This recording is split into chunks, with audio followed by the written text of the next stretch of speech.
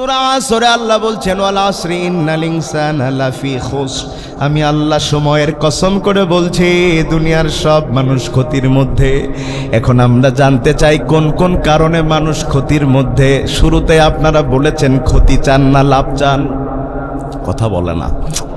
ক্ষতি চান না লাভ চান, অথচ আল্লাহ বলছেন সব মানুষ কিসের মধ্যে?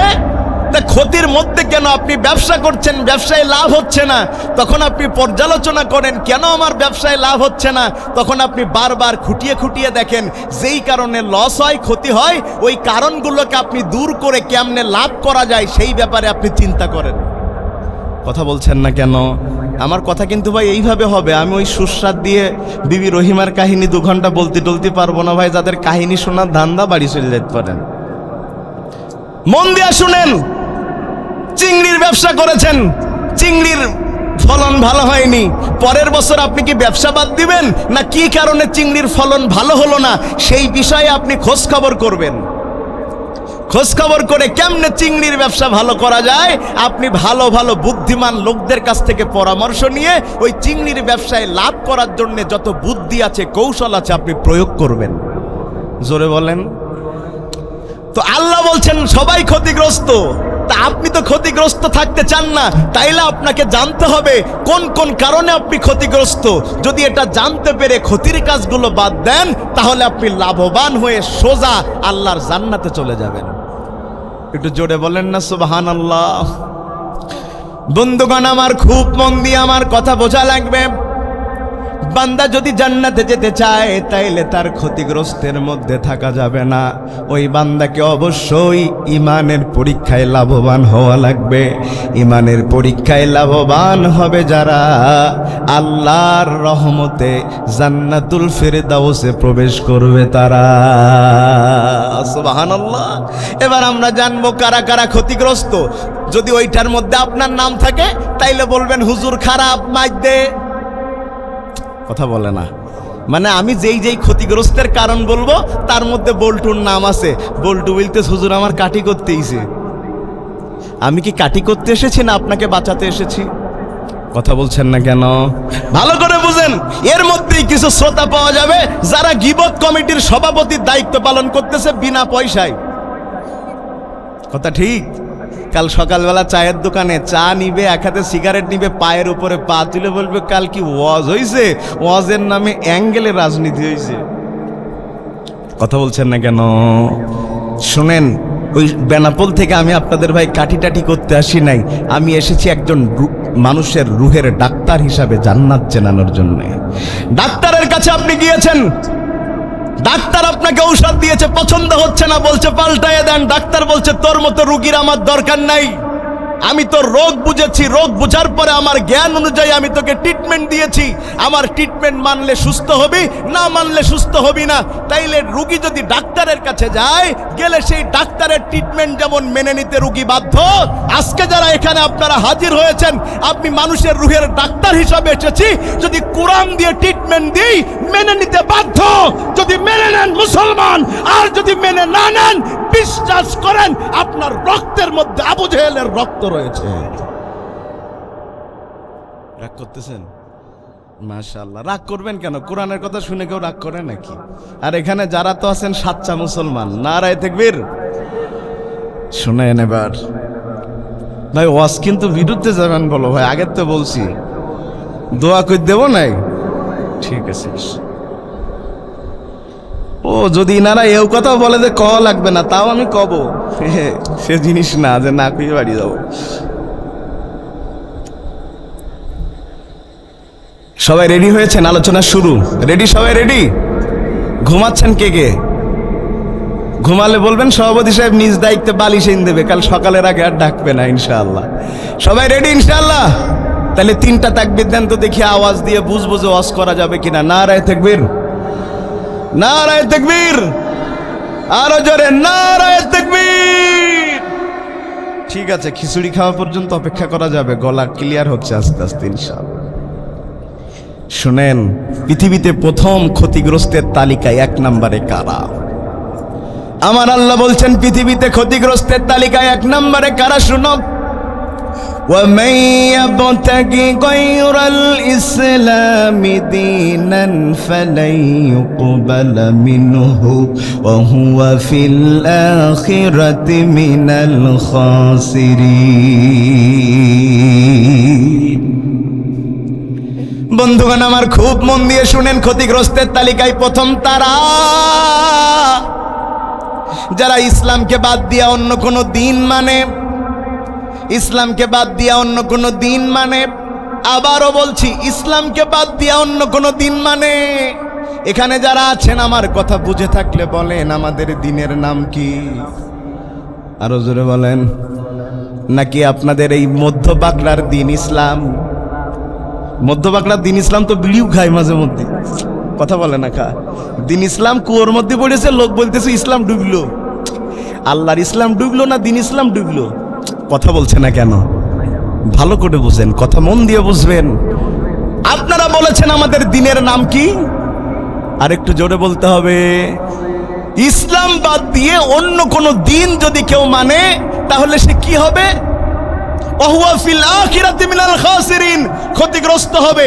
এক নাম্বার, এটার ব্যাখ্যা তিনটা। কয়টা? আমাদের ধর্মের নাম কি? এর প্রথম ব্যাখ্যা, যদি কোনো মানুষ ইসলামকে বাদ দিয়ে অন্য কোনো ধর্ম মানে, পৃথিবীতে কি ইসলাম বাদে আর কোনো ধর্ম আছে? কয় নেই। সর্বনাশ করেছে। বুঝে শুনে বলেন, ইসলাম বাদে পৃথিবীতে ধর্ম আছে 4,500। কত? কথা বলে না। এই 4,500 ধর্মের মধ্যে আল্লাহর দেয়া ধর্মের নাম কি? খুব মন দিয়া বুঝেন। 4,500 ধর্ম, এর মধ্যে আল্লাহ একটা ধর্ম দিয়েছেন, আর সেই ধর্মের সম্পর্কে আল্লাহ বলেছেন ইন্নাদ-দীনা ইনদাল্লাহিল ইসলাম। যত ধর্ম তোমরা দেখতে পাও, ওই যে হিন্দু ধর্ম আপনি দেখতে পান 12 মাসে 13 পুজো। কথা বলে না কা? ওদের মাসের চাইতে পুজো বেশি। আর একবার ঢোল বাজানি শুরু হলি ভাই মরার আগে শেষ হইতে চায় না। কথা ঠিক? মন দিয়ে বোঝেন। 12 মাসের 13 পুজো। খ্রিস্টানের জনসংখ্যা আমাদের চাইতে বেশি।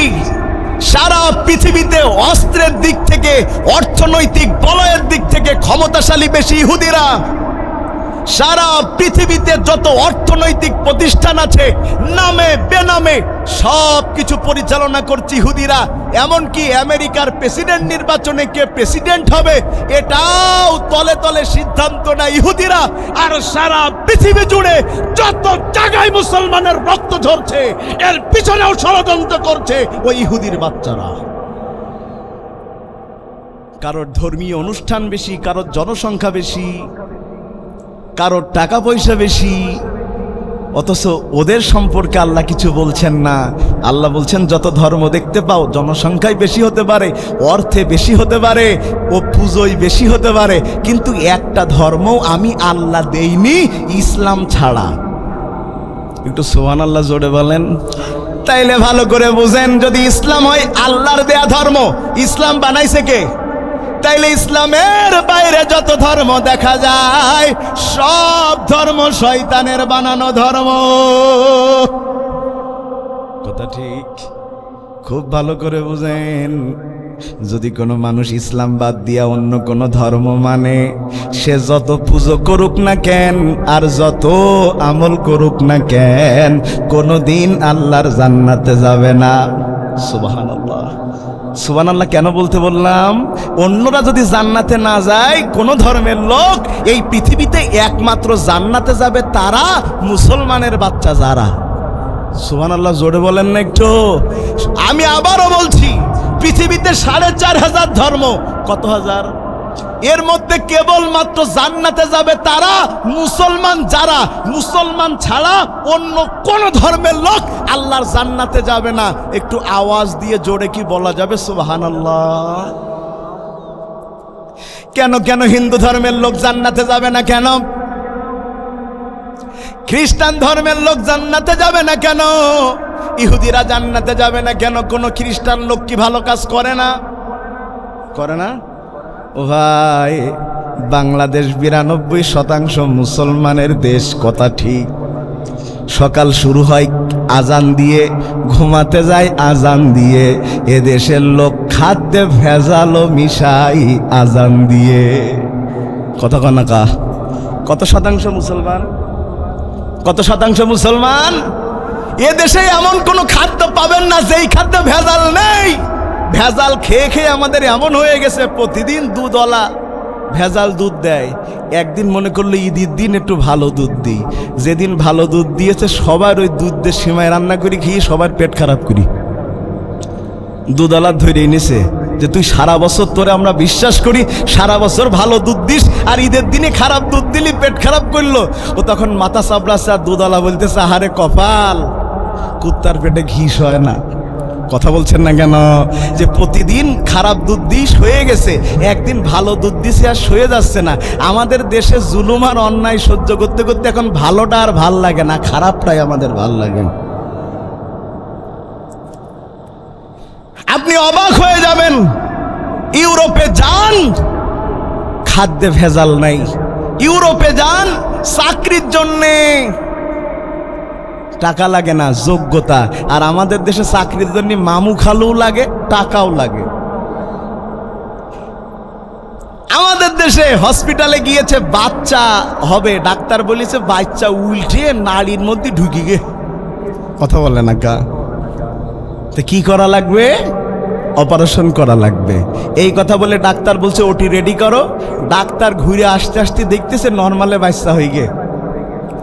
কথা বলছেন না কেন? নার্সের এসে ধমক দিচ্ছে, বাচ্চা হইলো কি করে? অপারেশন করবো বললাম না। বলতে আল্লাহ অটো হয়ে দেশটা ঠেকিয়ে দেবো। বলছে 2 মিনিট অপেক্ষা করলে তো 20,000 টাকা হতো। কথা বলছেন না কেন? এদেশে মৃত মানুষ নিয়ে ব্যবসা চলে। এই শুনেন, এদেশে মৃত মানুষ নিয়ে ব্যবসা চলে। মানুষ মারা গিয়েছে, তারপরেও আইসিইউতে রেখে দিয়েছে 5 দিন ধরে, আর আত্মীয় স্বজনদের বুঝাচ্ছে বেঁচে যেতেও পারে, বেঁচে যেতেও পারে। বেচারা মারা গিয়েছে 5 দিন আগে। ওই 5 দিন মরে যাওয়া মানুষটাকে নিয়ে যারা ব্যবসা করে টাকা খায়, ওরা আর মানুষ নাই, 4 পেট জানোয়ার। শুকরের চাইতে খারাপ হয়ে গেছে, শুকরের চাইতে খারাপ হয়ে গিয়েছে। রাগ করতেছেন মনে হয়? রাগ করবেন কেন? আপনারা তো আর ডাক্তার না। এও এক বিপদ। ওই সাতক্ষীরার কলার ওয়াই ওয়াজ করতে গেছে, তো আমার আগে দ্বিতীয় বক্তা ওয়াজ করতেছে খাদেমুল ইসলাম। চিনেন আপনারা? অনেকে চিনবেন। উনি ওয়াজ করতে করতে টাকা তুলতেছে, তো সবাই টাকা দিচ্ছে। আজকে যেরকম চেয়ারম্যান, উপজেলা চেয়ারম্যান সাহেবরা টাকা দিলেন না, আপনারা তো খুশিই হলেন। এক ডাক্তার বলতেছে আমি 20,000 টাকা দেবো। হুজুর দোয়া করতে, আল্লাহ ডাক্তারের রুগী বেড়াই দাও। লোকজন আর আমিন বলতেছ না, বলতেছে হুজুর 20,000 টাকার জন্যই সবাই মেরেই ফেলবেন আপনি। হুজুর তখন দোয়া ঘুরিয়ে বলতেছে আল্লাহ সবাই সুস্থ রাখো, ডাক্তারের ইনকামও বাড়িয়ে দাও। সিস্টেম তো তুমি জানো আল্লাহ কিভাবে করবা। ভাই ওয়াজ কি বোঝা যাচ্ছে ভাই? এরম কায়দায় হবে? এ হুজুরি কায়দা এরকমই। ও ভাই, আমরা যে কত বড় চিটার! চিটার বললাম বলে রাগ করলেন না, ভীষণ চিটার আমরা। বুলবুল ভাইও ভোটে দাঁড়াইছে, সত্যি সত্যি না বাজানো বললেন না যে ভোটে দাঁড়াইলে হুজুর মানুষে কোনো হিসেব কিতাব নেই।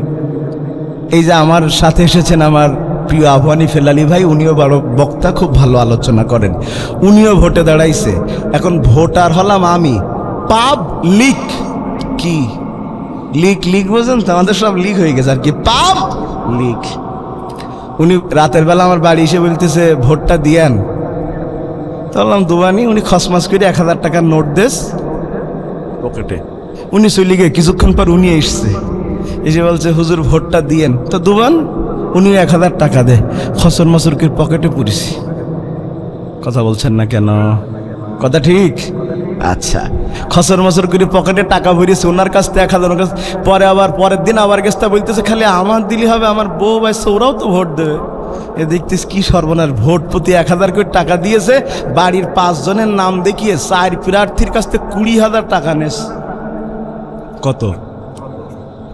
20,000 টাকা নিয়েছে। মনে মনে চিন্তা করতেছে আল্লাহ ভোট মাসে মাসে হইতে পারে না, রাতে হোক আর দিন হোক সমস্যা নেই, মাসে মাসে হোক, মাসে মাসে হোক।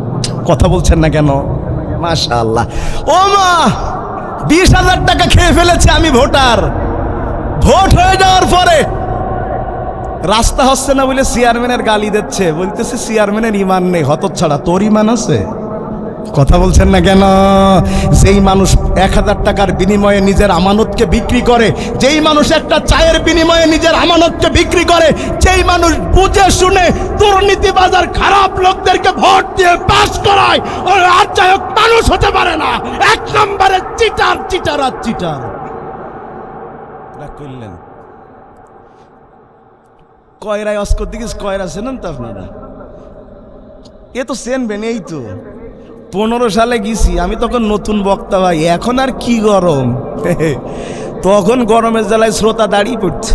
এখন আর গরম টরম দিনে, গরম দিয়ে কি লাভ হবে? একটা ককটেল পড়লি যারা বলতেছে হুজুর সাথে হাতি সব দড়ি মারবে আর বলবে হুজুরের বাড়ানি বেশি।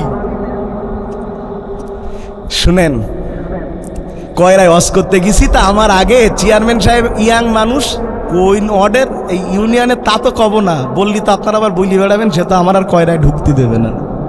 এখন আজকে না আমি আর জানি না, 15 সালে ছিল। তা উনি বক্তব্য দিতে দিতে 35 মিনিট দিয়েছে। কয় মিনিট? একজন বলতেছে গম চুরি করে কুল পায় না, আবার ইমানের রস করতেছে। কারে বলেছে? চেয়ারম্যান সাহেব খেপে গিয়ে বলতেছে, ও আমি গম চোর আর তুমি খুব ভালো। আমি বলছি সে কি সর্বনাশে, মঞ্চে মারামারি হয় কিনা কি জানি। বলতে ভোটের আগে 2000 টাকার নোট নিলে তা মনে নেই, ওই টাকা তুলবো তারপর তোদের সেবা করব। রাগ করতেছেন? তার মানে নিজে দুর্নীতিবাজ হয়ে সুনীতির মানুষ আশা করা যায় না। কুকুরের পেটে মানুষ আশা করা যায় না, মানুষের পেটে কুকুর আশা করা যায় না। ও ভাই আমার, ইউরোপে এইভাবে কোনো মানুষকে চিকিৎসার নামে কোনো টাকা তারা খায়, কিন্তু তারা প্রচুর খ্রিস্টান। ওরা আমাদের চাইতে কিছু কিছু দিকে অনেক ভালো, দুর্নীতি নাই, মিথ্যা নাই। এমন অনেক খ্রিস্টিয়ান পাবেন জীবনে মদও খায় নাই, কোনো নারীকে স্পর্শ করে নাই, কখনো হারাম ইনকামও করে নাই। লোকটা ভালো না খারাপ? কথা বলে না। তাইলে লোকটা জাহান্নামে যাবে কেন? হ্যাঁ, আপনারা তার আগে বলেন আল্লাহ কয়জন? আরো জোরে বলেন কয়জন? আমার আল্লাহ বলেন কুল হু আল্লাহু আল্লাহুস লাম ইয়ালিদ লাম ইয়ালিদ। আল্লাহ একজন, তিনি কাউকে জন্ম দেন নাই, তাকেও কেউ জন্ম দেয় নাই। ও বন্ধুগণ আমার, অথচ যারা খ্রিস্টান তারা বলে মাসীহ ইবনুল্লাহ, আল্লাহর একটা সন্তান আছে তার নাম ঈসা। আল্লাহর সন্তান আছে স্বীকার করে যারা, কোনদিন আল্লাহর জান্নাতে যাবে না তারা। তাইলে ইহুদিরা যাবে না কেন? ইহুদিরাও বলে আল্লাহর একটা সন্তান আছে তার নাম উজায়ের। এখন কথা হলো, তাইলে হিন্দুরা তো আর কাউকে আল্লাহর সন্তান টন্তান বলে না, তাইলে হিন্দুরা জাহান্নামে যাবে কেন? হিন্দুরা জাহান্নামে যাবে কেন? হিন্দুরা জাহান্নামে যাওয়ার একটাই কারণ, ওরা এক ঈশ্বরকে পাওয়ার জন্যে 33 কোটি দেবতার পায়ে সেজদা দেয়। ওদের এক ঈশ্বর, কিন্তু দেবতা কয়টা? কথা বলে না। সবার কি এক কাজ? সবার কি এক কাজ? হিন্দুদের তো আছে খালি মা, আর মুসলমানদের আছে বাবা। আমার ভাই তো শিকল বাপে রস করেই গেছে। কথা বলে না কা? আমাদের ধর্মীয় দিক থেকে হিন্দুদের আছে মা, আমাদের আছে বাবা। আমাদের তো দয়াল বাবা, শিকল বাবা, থুতু বাবা। কি বাবা? বিড়ি বাবা রস পরে করবো, একটু দাঁড়ান শুনেন। আর হিন্দুদের আছে মা, কি আছে? মা কালী, মা দুর্গা, মা লক্ষ্মী, মা সরস্বতী, মা ভগবতী। কথা বলেন না কেন? যদি প্রশ্ন করেন হিন্দু ভাই আপনি কেন মা কালীর কাছে যান, হিন্দু তখন উত্তর দেয় আর হাসতে হাসতে বলে মা কালীর কাছে কেন যাব না, কারণ মা কালী আমার বিপদ আপদ থেকে বাঁচায়। কিন্তু ভালো করে জানা দরকার, বিপদ থেকে বাঁচানোর ক্ষমতা কোনো মায়ের নাই, বিপদ থেকে বাঁচানোর ক্ষমতা একমাত্র আল্লাহ। আপনার আমার একজন জাতির পিতা আছেন মুসলিম উম্মার জন্য, নাম কি তার? জোরে বলেন, নাম কি তার? মিল্লাতা আবিকুম ইব্রাহিম হুয়া সাম্মাকুমুল মুসলিমিন। আমাদের এমন একজন জাতির পিতা, তিনি কখনো মূর্তির সামনে মাথা নত করেন নাই, সুবহানাল্লাহ বলেন। তার বাবা একজন মন্ত্রী। কার মন্ত্রী? ফেরাউনের না, কার মন্ত্রী? কি মন্ত্রী? ধর্মমন্ত্রী। বলেন কি মন্ত্রী? শিক্ষাটা বুঝতে পারবেন কি বলতে চাচ্ছি। ধর্মমন্ত্রী। আর তার ছেলে ইব্রাহিম আলাইহিস সালাম, সে তার বাপের ধর্মই মানে না। কার ধর্ম মানে? জোরে বলেন না, কার ধর্ম মানে? ইব্রাহিমের বিরুদ্ধে গোয়েন্দা রিপোর্ট গিয়েছে নমরুদের কাছে যে নমরুদ, তোমার রাজ্যে একজন লোক আছে, তার কি সমস্যা? বলছে সে একমাত্র ব্যক্তি সে তোমাকে আল্লাহ মানে না, কোনো মূর্তির সামনে মাথা নত করে না। সে বলে তার নাকি এমন একজন আল্লাহ আছে যার ক্ষমতা আপনার চাইতেও বেশি। সুবহানাল্লাহ। বাড়ির যেয়ে বলবেন আপনারা। নমরুদ বলল ইব্রাহিমটা কে? বলে ইব্রাহিম কে আপনি জানেন না? ইব্রাহিম হচ্ছে আপনার মন্ত্রীর ছেলে। কি সর্বনাশ, আমার মন্ত্রীর ছেলে আমার দল করে না। মেনে নেওয়া যায়? আমাদের যশোর জেলার কেশবপুরে একটা উপজেলা চেয়ারম্যান আছে আওয়ামী লীগের। কিসের? একটু বলেন না কিসের? আওয়ামী লীগের।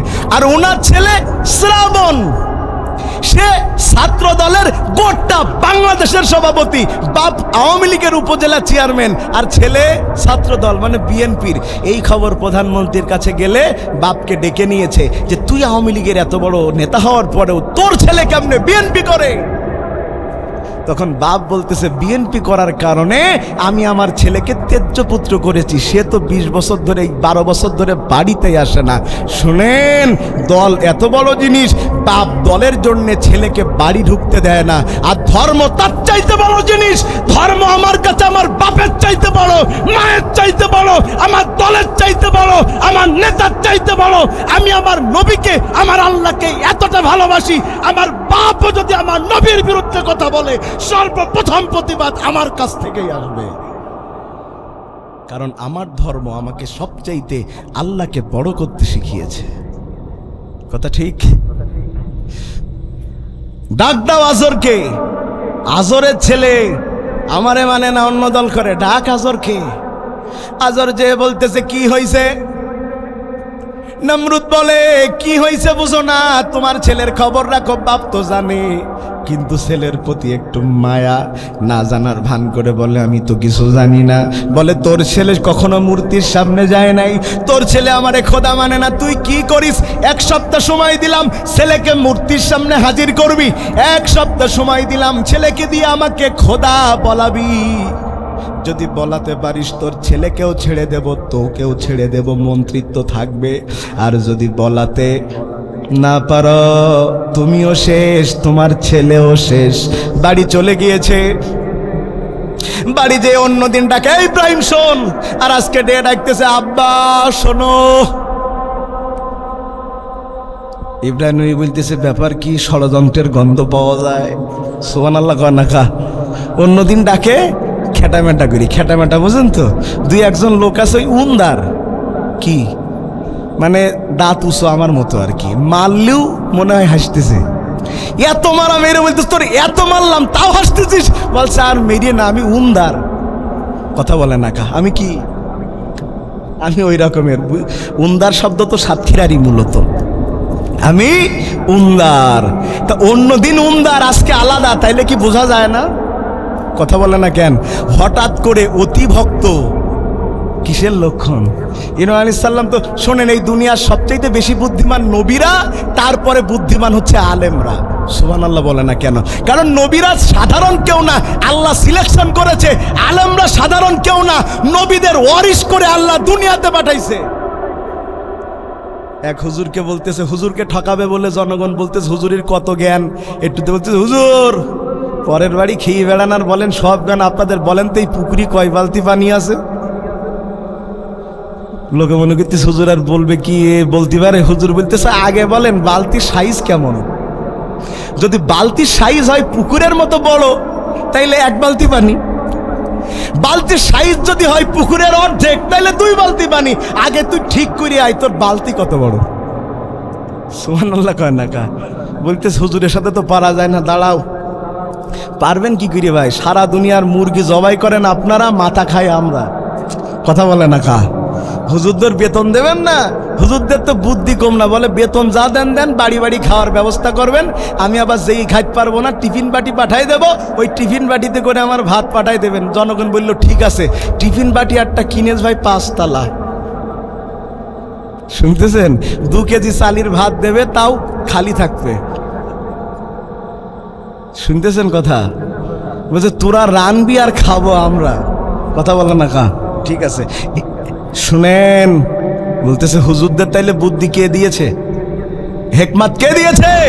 বলছে হুজুর আপনি তো পুকুরের কয় বালতি পানি আছে কৌশলে বলে দিলেন হুজুর, এবার একটু বলেন তো দেখি দিল্লি শহরে কতগুলো কাউয়া আছে? কাউয়া কাউয়া কাউয়া কাওয়া বুঝেন তো আপনারা? কাক। হুজুর বলতেছে 3665টা। কথার কথা বলতেছে মানে 3665টা মানে? বলছে যা বললাম তাই। বলছে হুজুর যদি গুনার পরে দেখি 3665টার বেশি আছে তাইলে কি হবে? যদি দেখো বেশি আছে তাইলে বুঝবা আমি বলার পরে যেগুলো বেশি হয়েছে সেগুলো বাইরের থেকে দিল্লিতে বেড়াতে এসছে। আর যদি দেখি কম হয়েছে তাইলে কি বুঝবা? তাইলে বুঝবা আমি বলার পরে এই দিল্লি থেকে ওরা বাইরে বেড়াতে গেছে, ওদের বেড়াতে যাওয়ার আর আসার দোষ, আমার গুনার কোনো দোষ নেই। শুনতেছেন? এসে ডাক দিচ্ছে বাবা ইব্রাহিম। ইব্রাহিম আলাইহিস সালাম বলতেছেন ব্যাপারটা কি? অন্যদিন খেটামেটা করে ডাকে, আর আজকে এত আদর করে ডাকছে। ডাল মে কুছ কালা হে, কি বলে কিছু একটা আছে যে বলছে আব্বা কি হইছে? কয় বাবা রে তুমি তো জানো আমি খালি মন্ত্রী না, আমার আর একটা যোগ্যতা আছে, সেই যোগ্যতা হলো মূর্তি বানানো। আমি ভালো মূর্তি বানাই, আমার মূর্তির বাজারে খুব চাহিদা, লোকজন দিয়ে বিক্রি করতে পাঠায়, ওরা কিছু টাকা মেরে দেয়, ঠিকঠাক হিসাব দেয় না, আল্লাহ বিক্রি করেও টাকা মেরে দেয়। কথা কয় না কা? আপনি হাসলেন কেন? আমাদের দেশে অনেক মুসলমান আছে মসজিদের টাকা মেরে দিয়ে ব্যবসা করে। এই ঠিকটা জোরে বলিস রে। তার মানে ঘটনা মনে হয় ঘটে ঘটে। আমরা বড় ডিজিটাল মুসলমান। এই শুনেন, আমরা বড় ডিজিটাল মুসলমান। যদি আমি আপনাদের প্রশ্ন করি, যদি কোনো মদখোর মদ খেয়ে মাতাল হয়ে আপনার মসজিদে ঢুকতে চায়, ঢুকতে দিবেন? কি করবেন? ওই বাঁকার পাশে ওয়াজ করছিলাম 2 বছর আগে, আমি বলছি কি করবেন? এক মুরব্বী দাঁড়িয়ে বলতেছে রক্ত খোলে দে বাড়ি যাবো। তাইলে মদখোরকে মসজিদে ঢুকতে মুসল্লিরা দেয়? আপনারা বলেন মদ খাওয়া বেশি গুনাহ না সুদ খাওয়া? কথা বলে না কে? কি খাওয়া? আর একটি ডিজিটাল মুসলমান মদখোরকে মদ খাওয়া অবস্থায় মসজিদে ঢুকতে দেয় না, অথচ টাটকা সুদখোরকে টাকার জোরে মসজিদের সভাপতি বানায়। এই ঠিক যে জোরে বলিছেন, একদম খাপের খাপ মমতাজের বাপ। আমি যদি রাত 10টায় উঠতাম আমার অজের প্যাটার্ন আলাদা হতো। 11:30টার পরে উঠলে, 12টার পরে উঠলে একটু মজা না দিলে শ্রোতা খিচুড়ির জন্য বসে থাকে না। এ দোষ আমার না, আপনাদের। কথা শুনতেছেন? ইব্রাহিম আলাইহিস সালাম বলতেছে বাবা তার মানে কি? বলে বাবা ওই সমস্ত কর্মচারীদের দিয়ে বেচায়া লাভ নাই, তুমি যদি মূর্তিগুলো নিজে একটু বিক্রি করতে যেতে পারতে তাইলে আমাদের হিসাবেও সমস্যা হতো না, কর্মচারীও রাখা লাগতো না, বড় লাভ আমাদের হয়ে যেত। ইব্রাহিম আলাইহিস সালাম বুঝে ফেলেছে আব্বা রাজনীতি করতেছে। কথা বলে না কা? কি নীতি করতেছে? রাজনীতি। বলতেছে আব্বা ও আমার মেরি ফেলো, যা করো, আমি মূর্তি বেচতে পারবো না। বাপ দেখতেছে রাগারাগি করলি তো সমস্যা, ছেলের তো যে কই হোক সরাসরি তো আর বলা যাচ্ছে না মূর্তির কাছে সেজদা দে। ওই বিক্রি করতে করতে ভালোবাসা বেড়ে যাবে।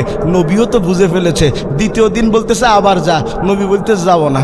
তৃতীয় দিন বলতেছে আবার যা, নবী বলতেছে যাবো না। চতুর্থ দিন বলতেছে আবার যা, নবী বলতেছে যাবো না। পঞ্চম দিন বলতেছে আবার যা, নবী বলতেছে দেও দিন ঘোড়ার কসু নিয়ে যাই। কথা শুনতেছেন আপনারা? মাথায় যেই না নিয়েছে, বাপ বলতেছে এই তো প্রেসক্রিপশনে কাজ হচ্ছে, 5 দিনের দিন নিয়ে যখন 7 দিনের দিন আল্লাহ মানবে। কথা শুনতেছেন আপনারা? মাথায় মাথায় কি কিসের জুড়ি নিয়ে যখন রওনা দিয়েছে, বাবার মনে বড় আনন্দ। আহারে কি আনন্দ, আকাশে বাতাসে ছেলে আমার নিয়ে যায় মূর্তি। এবার মূর্তিগুলো মাথায় নিয়ে ঠিক ঠিক চলে গেছে ব্যাংদা বাজারে। কথার কথা আবার যেন বললেন না ইব্রাহিম নবী আশা শুনি কবে এলো। কথার কথা চলে গেছে ব্যাংদা বাজারে, যে মূর্তির ঝুড়িগুলো নামাইছে, ঝুড়িটা নামায় মূর্তিদের দিকে তাকায় বলে হাউ আর ইউ। কোন ভাষায় বলিস আমি জানি না, কিন্তু বোঝানোর জন্য হাউ আর ইউ কথা কয় না, মনে হয় ইংরেজি বোঝে না, কাইফা হালুকা, এ তো আরবিও বোঝে না, কি ব্যাপার, এই কেমন আছিস, তাও কথা কয় না। এত রাগ হইছে, দুই হাতে দুই মূর্তি নিয়েছে। কথা শুনতেছেন আপনারা? দুই হাতে কি দুই মূর্তি, বলতে এখনো শেষবারের মতন বলছি কথা তাও কয় না। বলে কত বড় প্রতারক আমার বাপ, প্রতিদিন সকালে তোদের লগে দেখি কথা কয়, আমার লাগে বলিস না কেন, তাও কয় না। এত রাগ হইছে, এই মূর্তি দিয়ে ওরে মারছে, ওইটা দিয়ে এরে মারছে, কিন্তু নিজে একটারেও মারে না। হ্যাঁ বুঝেন, কথা বুঝেন। এত মারা মারছে, কারো ঠ্যাং নাই, কারো নাক নাই, কারো কান নাই, কারো চুল নাই, কারো সামনে নাই, কারো পিছন নাই, একেবারে ঝুড়িতে যেগুলো ছিল অ্যাটাম টু মার্ডার সবগুলো কেলি পড়িয়ে আছে। কেলারি বোঝে তো, দেখি কেলি পড়িয়ে, আবার ঝুড়ি মাথায় কনে, ঝুড়ি নিয়ে বাড়ি চলে গেছে। বাপ বলতেছে ইব্রাহিম দেখছো দেখছো দেখছো বরকত কারে কয়, কয় আব্বা কি হইছে, কয় বেটা কর্মচারী বিক্রি করতে যায়, প্রতিদিন সকালে যায় বিকালে আসে, তাও বেচা শেষ হয় না, আর তুই গেলি আর এলি বেচা শেষ। বলতেছে আব্বা ঘটনা তা না। বলতেছে কি হইছে, বলতেছে আব্বা এটা নামার পরে বলা যাবে। নামানোর পরে বলতেছে কথা তো বের হচ্ছে না, কারণ খোদা কাম সাইছে খোদা। বলছে ইব্রাহিম কেমনে হলো, কি ব্যাপার? বলতেছে আব্বা যেই মূর্তিগুলো দিয়েছ, আব্বা কি দিয়েছাও বেছে বেছে, আল্লাহ আব্বা সব কটা জঙ্গিয়া সন্ত্রাসী মাথায় করে নিয়ে গেছি আব্বা। কিছুক্ষণ পরে দেখতেছি ওপরে মারামারি চলতেছে, তাড়াতাড়ি ঝুড়ি নামায় দেখতেছি আব্বা কি দে মারামারি, এ ওরে ঘুষি মারে, এ ওরে লাথি মারে, একই দল করে দুই গুরু। কথা কয় না কা দুটোরে দৌড়িয়ে আব্বা সে কি মাস। আমি যেই ঠেকাত গেলাম হুজুর মানুষ ঠেকাবো, সেই দুই দল এক হয়ে বলতেছে মারামারি করতেছে বলে সুজা, হুজুর পিটনির সময় রসুনের পাশা এক। কথা বুঝেন? ঠিক আছে, সাতক্ষীরার লোক না বুঝে যাবে কনে, বুঝা লাগবে, হয় বুঝতে হবে না গাঙে ডুবে মরতে হবে। বলতেছে আব্বা সে কি মারামারি, দুয়া দুরুদ পড়ে ফু দিলাম, কাজ হয় না। আব্বা মারামারি শেষ, সবাই যখন কেলি পড়িছে, এবার মাথায় করে নিয়ে চলে আসলাম। আব্বা তো কথা কয় না, কিং কর্তব্য বিমূঢ় হয়ে গেছে। কয় আব্বা কথা কন না কেন? কয় হিসাব তো মেলে না।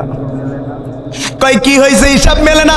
আব্বা বলতেছে ওরা মারামারি করবে কেমনে, করবে কেমনে, করবে কেমনে? কে আব্বা কেন করতে পারবে না কেন? কয় মারামারি করবে কি, ওরা তো কথাই কইতে পারে না।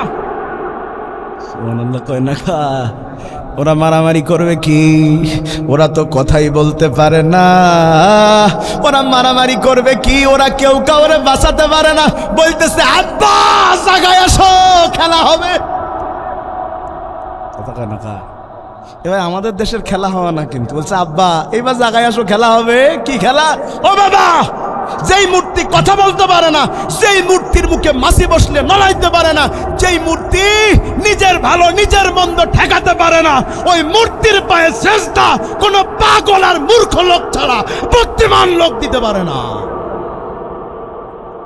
আব্বা বলতেছে তো আল্লাহ বলাবো কি, ও তো আমার দিয়ে আল্লাহ বলি এনেছে। কথা বলেন না কেন? তাইলে দুনিয়াতে যত খোদা আছে আল্লাহ ছাড়া তাদের আর কোনো ক্ষমতা। নিজের জীবনের ঘটনা বলি। হজ করতে গিয়েছিলাম ভোলার চরফেশনের তারুয়া দ্বীপে। তারুয়া, ওই তারুয়া দ্বীপকে এখন সরকার সমুদ্র সৈকত ঘোষণা করেছে। হেব্বি সুন্দর জায়গা। প্রথম যে বছর গিয়েছিলাম চরফেশনের একদম শেষে, তারপরে আর গাড়ি টাড়ি যায় না। স্পিড বোটে উঠলাম, 1 ঘন্টা 15 মিনিট ধরে নিয়ে গেল মাঝখানে দ্বীপ মাহফিল। এক মঞ্চে 3 দিন হজ, এক মঞ্চে 3 দিন বক্তা ধারাবাহিক তাফসির করতে হবে। ভোলাতে আমার এরকম গোটা বিশেক মাহফিল আছে যেখানে একটা না 2 দিন 3 দিন 4 দিন করে ওয়াজ করতে হয়। ভোলার দিক একটা ভালো, ওখানে মাহফিল হয়, দুনিয়ার সবচাইতে ভালো মাহফিল ওই ভোলাতে হয়। ওখানে প্রধান বক্তা এশাবাদ, দ্বিতীয় বক্তা মাগরিববাদ। শুনতেছেন? আপনারা হলি বলবেন পাগলে কেমনি নেই ভাই। আমি অশেষে বললাম, দেখেন আমার তারপরের দিন মাহফিল উত্তরবঙ্গ, যদি রাতারাতি আমাকে পার করে না দেন, আমি যদি পার হতে না পারি মাহফিল ধরতে পারবো না। ওরা বলছে হুজুর আজকে তো সমুদ্রের, ওটা বঙ্গোপসাগরের মাঝখানে হয়, এটা তো ভালো না, আপনি যাবেন কিভাবে? আমি বললাম পাঠিয়ে দেওয়া, বলছে স্পিড বোটের ব্যবস্থা করি। আর সাহসী দেখে 2 জন ওই স্পিড বোট চালক দিয়েছে। তো আমি আছি, আমার সাথে এক সফর সঙ্গী আর ইউসুফ নামে একটা লোক, ওরা দিয়েছে।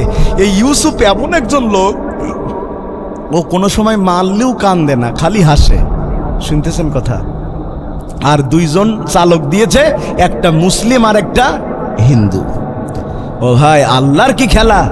যখন ওই সাগরের মাঝ বরাবর এসছি, জানুয়ারি শীত ভাই, জেসে শীত না, জানুয়ারির শীতে ওই পানি এখন লাফাতে শুরু করছে, যেমন কয়েকদিন আগে ভাই একটা পর্যায়ে এমন অবস্থা খারাপ হয়েছে, পানি ওপরে উঠে পুরো স্পিড বোটে আমাদের ভিজায়ে দিয়েছে, আমরা ভিজে কাঁপতেছি।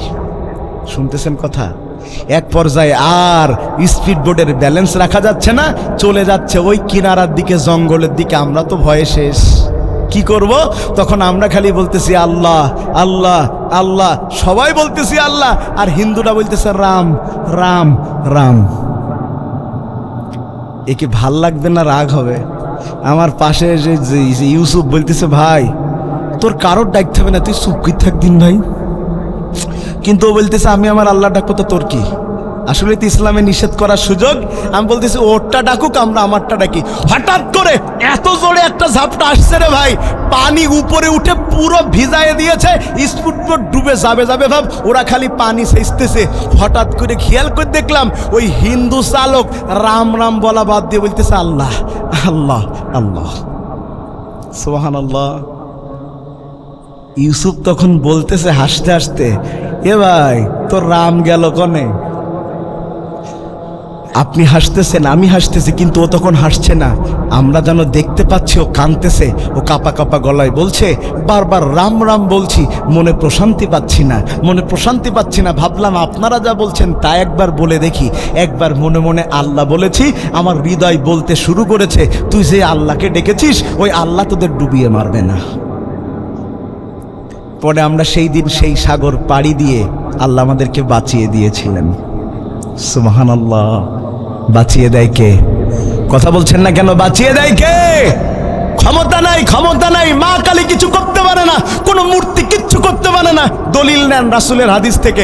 রাসূলের জামানায় একজন, ভাই আপনারা বোরিং ফিল করতেছেন না তো? আমার আলোচনা 12:30 পর্যন্ত কমিটি বলে দিয়েছে, আর 5 মিনিট আছে। আমরা ইনশাল্লাহ চলবে, চলবে। কতক্ষণ চলবে? সারা রাত। ফজরের সময় পুরা কাজ। নামাজ পড়বেন তো ইনশাআল্লাহ? ঠিক আছে। রাসূলের জামানায় একটা মুশরিক ছিল, ও যেখানে যায় সেখানে মূর্তি নিয়ে যায়। আমি একটু সুর কমায় দিয়েছি ইদানিং ওয়াজে, চিন্তা করতেছে আগামীতে সুর আর দেবই না, আর দাঁড়িয়ে ওয়াজ করা শুরু করব।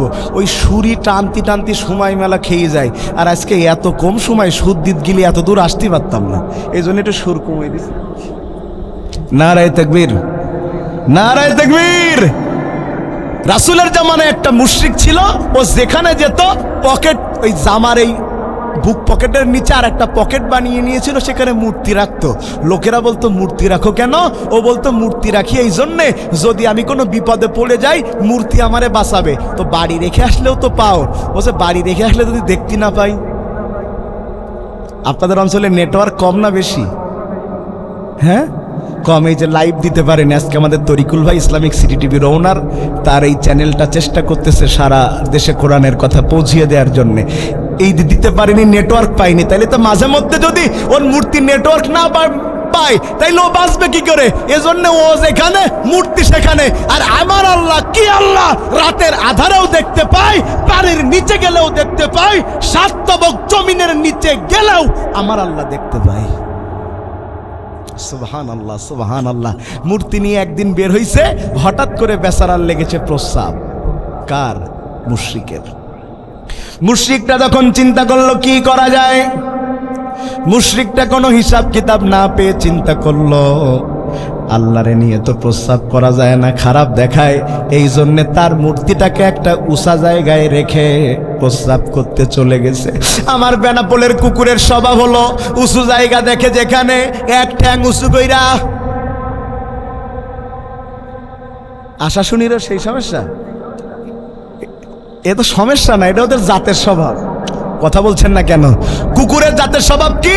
দাঁড়ায় প্রস্রাব করে, দাঁড়িয়ে প্রস্রাব করবে, ঠেকাতে পারবেন না। কুকুরের স্বভাব মুসলমানের সন্তানের মধ্যেও ঢুকেছে, ওরাও দাঁড়ায় প্রস্রাব করে। বাবা এই ঠিকটা জোরে বলিছে। বন্ধুগান আমার, উঁচু জায়গা রেখে যখন সে মূর্তিটা রেখে প্রস্রাব করতে গিয়েছে, পাশ দিয়ে যাচ্ছিল মিস্টার ডিওজি। চিন্তা করলো উঁচু জায়গা দেখেছি, তাইলে একটু শুরু করে দেই। উঁচু জায়গা দেখে শুরু করেছে। মুশরিক প্রস্রাব করছিল সামনে, আওয়াজ হচ্ছে পিছনে। ও চিন্তা করে কারিশমা তো বুঝলাম না, আওয়াজ হবে সামনে, পেছনে হয় কেন? তাড়াতাড়ি প্রস্রাব শেষ করে মুশরিক চলে গেছে। কি করা যায়, কি করা যায়? আওয়াজের উৎস খুঁজে বের করতে হবে। কোন রকম প্রস্রাব শেষ করেছে। মুশরিকদের তো আর প্রস্রাব করে পানি নেওয়া লাগে না, লাগে। উঠে এসছে, এসে দেখতেছে মূর্তির কি অবস্থা, দেখতেছে মূর্তির শরীর পানিতে ভেজা। ও চিন্তা করতেছে মূর্তির গায়ের পানি, এ তো যে এসে পানি হবে না, এ নিশ্চিত ওপরের পানি। বানানো হাদিস বলছি না, সহিহ হাদিস। আছেন আপনারা? করে দেব না? না তাহলে না, কমিটি আমাকে 12:30 পর্যন্ত সময় দিয়েছে। না আমি কমিটির কথায় টিকে যাব। বন্ধুরে, এখনো যে 3টা পয়েন্ট আছে, ক্ষতিগ্রস্ত কারা? এই ক্ষতিগ্রস্তের এই ইসলাম যারা মানে না, এর আরো 2টো ব্যাখ্যা আছে। এক একটা করতে গেলেই 3 ঘন্টা করে। শুনেন, ও চিন্তা করলে এই পানি, যেহেতু খোদার গায়ে পানি তো যেখান সেখান তো পড়বে না, পুলিশ কমতে। ও চিন্তা করলে এই পানি তো মাটিতে পড়তে দেয়া যায় না, বলে মূর্তিটা নিয়ে সাটা শুরু করছে। কিন্তু অবাক করা ব্যাপার, রহমতের পানি এটা তো কখনো খারাপ হতে পারে না। ও বেচারা যখন চাটা শুরু করেছে, টক টক ঝাল ঝাল গন্ধ। ও চিন্তা করতেছে কি ব্যাপার, রহমতের পানি তো বড় রহমতের হয়, বরকতের হয়। রহমতের বরকতের পানি মুসলমানেরা খায় জমজমের পানি। কি একটা পানি রব্বে করিম আল্লাহ দিয়েছেন। এই পানি যদি কেউ পান করে, এই পানি যদি কেউ পান করে, এই পানি যদি কেউ পান করে, পিপাসা থাকে না, ক্ষুধা মিটে যায়। আর যেই রোগের নিয়ত করে পানি পান করে, আমার আল্লাহ সেই রোগ থেকে শেফা দান করে দেয়। সুবহানাল্লাহ। এখন শর্টে আনি কথা, আরো কিছু রয়েছে। বন্ধুগণ আমার, টক টক ঝাল ঝাল গন্ধ, আবার চাটা মারছে, ব্যাপারটা কি, আরো গন্ধ। ও তখন বুঝেছে এটা রহমতের পানি হতে পারে না। পানিটা আসলো কোত্থেকে? তাকায় দেখতেছে একটা কুত্তা দাঁড়ায় রয়েছে দূরে, তখনও তার সেখান থেকে পানি পড়তেছে। তার মানে বোঝা যায় কুত্তাও প্রস্রাব করে পানি নেয়। কথা বলে না, কুত্তা প্রস্রাব করে পানি নেয়। আহারে, কত মুসলমানের সন্তান এরাও প্রস্রাব করে পানি নেয় না। এরপরে ছোট করে বলে যায়, রাগ হয়েছে, মূর্তিটারে আসাল মারছে, মূর্তির হাত পা ভেঙে শেষ। ও চিন্তা করতেছে এতদিন ভাবতাম মূর্তি আমারে বাঁচাবে, ওর যে ঠ্যাং ভাঙলো, ও তো নিজেরে বাঁচাইতে পারলো না, মূর্তি নিয়ে রাসূলের দরবারে চলে গেছে। রাসূল জিজ্ঞাসা করে কি হয়েছে, সব ঘটনা খুলে বলেছে। শুনে রাসূল আমার হাসতে শুরু করেছেন। অন্য দিন রাসূল হাসি দেন, খালি তার ঠোঁট দেখা যায়, ভিতরের কিছু দেখা যায় না। আজকে রাসূল হাসি দিয়েছেন, জিহ্বাও দেখা গিয়েছে, দাঁতও দেখা গিয়েছে। নবী আমার প্রশ্ন করে, তুমি আমার কাছে কেন এসেছো? লোকটা আবার জবাব দেয়, নবী আপনার কাছে কেন এসেছি? আমি বুঝতে পেরেছি মাটির তৈরি মূর্তি আমাকে মুক্তি দিতে পারে না, বাঁচাতে পারে না। আমাকে বাঁচাতে পারে কেবল মাত্র তিনি। এই মূর্তি তৈরি হয়েছে যেই মাটি দিয়া, ওই মাটির মালিক যিনি। সুবহানাল্লাহ। তাইলে বাঁচাতে পারে কে? দুনিয়ার কোনো মা বাঁচাতে পারে না। তাইলে শুনেন, এক ঈশ্বরকে পাওয়ার জন্য 33 কোটি দেবতার কাছে চাইলে যদি ওই মানুষটা মুশরিক হয়, তাইলে যেই মুসলমানের বাচ্চারা আল্লাহর কাছে সন্তান না চেয়ে, আল্লাহর কাছে রোগ মুক্তি না চেয়ে পীরের দরবারে সন্তান চাই, পীরের দরবারে মানত করে, হিন্দুরাও যেমন মুশরিক, এই মুরিদগুলোও তেমন মুশরিক। রাগ করলেন? তাইলে ইসলাম ছাড়া অন্য কোনো ধর্ম যদি আপনি মানেন, তাইলে আপনার কোনো আমল কবুল হবে না, আপনি ক্ষতিগ্রস্ত। এটা 1 নম্বর ব্যাখ্যা। 2 নম্বর ব্যাখ্যা, বলেন আল্লাহ বড় না বুলবুল ভাই বড়? তুলনা করাটাই আমার উচিত হয়নি, কিন্তু বোঝানোর জন্যে, আল্লাহ বড় না আমি বড়? নাউজুবিল্লাহ, আল্লাহ বড়। আল্লাহ বড়, আল্লাহর কথা সবার উপরের কথা। কথা কি ঠিক? শুনেন, কিছু মানুষ ইসলাম বাদে অন্য ধর্ম মানে, এই জন্য তারা জাহান্নামে যাবে। আর কিছু মানুষ মুসলমান হওয়ার পরেও তারা জাহান্নামে যাবে। তার কারণ কি?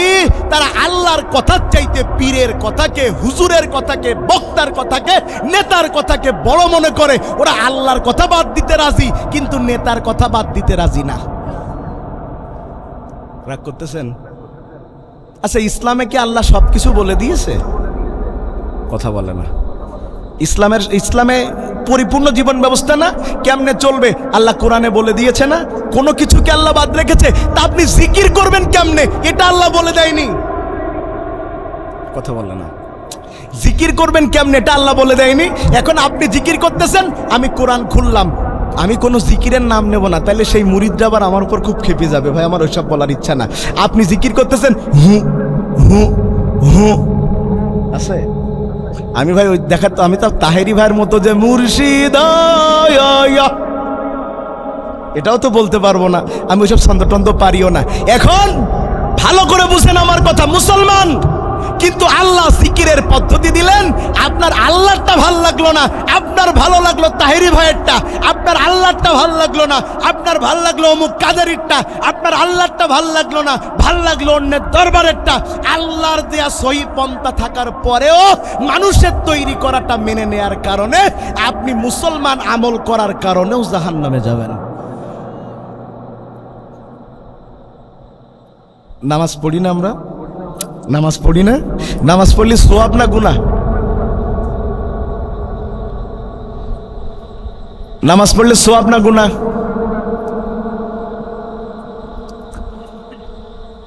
তাহলে আমি সেজদা আজ থেকে 3টে দেবো, প্রতি রাকাতে সেজদা 3টে দেবো। কেন? মাশাআল্লাহ। কেন কেন বলেন একটু? হ্যাঁ, রাসূল শিখিয়েছেন সেজদা 2টা, তাইলে 3টা দিলে গুনাহ হবে। জানার পরেও 3টা দিলে কি হবে? গুনাহ হবে, আমল কবুল হবে না। বরং রাসূলের আমল বিকৃত করার কারণে আপনাকে জাহান্নামে যাওয়া লাগবে। তাইলে আপনি জিকির করবেন কেমনে, ইসলাম মানবেন কেমনে? এটা আল্লাহ বলে দেওয়ার পরেও আপনি অন্য কারোরটা গ্রহণ করবার কারণে জাহান্নামে যাবেন। কারণ আপনার কাছে আল্লাহরটা, রাসূলেরটা চাইতেও মানুষেরটা বেশি ভালো মনে হয়েছে। প্রিয় ভাইয়েরা, কথা আর একটু সামনে যাওয়া যাবে না? কমিটি আরো 2বার স্লিপ দিয়েছে অলরেডি। না, কমিটি চাচ্ছে না, আপনারা কেন চাচ্ছেন? আর আমারও কষ্ট হচ্ছে। এটা আপনারা আমার দিকে, কমিটি আমাকে অলরেডি 2বার স্লিপ দিয়েছে শেষ করার জন্য। আমি তো শেষ করতে বাধ্য, আমি তো আপনাদের আন্ডারে আসি নাই, কমিটির আন্ডারে। এজন্য আসুন আমরা এখন দোয়ার দিকে যাই। সবাই আস্তাগফিরুল্লাহ। না না, কোনোভাবেই আর না। না না না না, কমিটি আমাকে 3বার স্লিপ দিয়েছে। আমি 1বার স্লিপ দিলে আর 2য়বার কথা বলি না। আর আজকে 3বার স্লিপ। আমার ওয়াজের আগেও আমার কানে কানে সুন্দর করে বলেছে 12:30টা পার করা যাবেই না। আমি ভাই কথা শোনার চেষ্টা করি। আসুন আমরা এখন দোয়া করব। আস্তাগফিরুল্লাহ, আস্তাগফিরুল্লাহ আল্লাযী লা ইলাহা ইল্লা হুয়াল হাইয়ুল কাইয়্যুম ওয়া আতুবু ইলাইহি লা হাওলা ওয়া লা কুওয়াতা ইল্লা বিল্লাহিল আলিয়্যিল আযীম।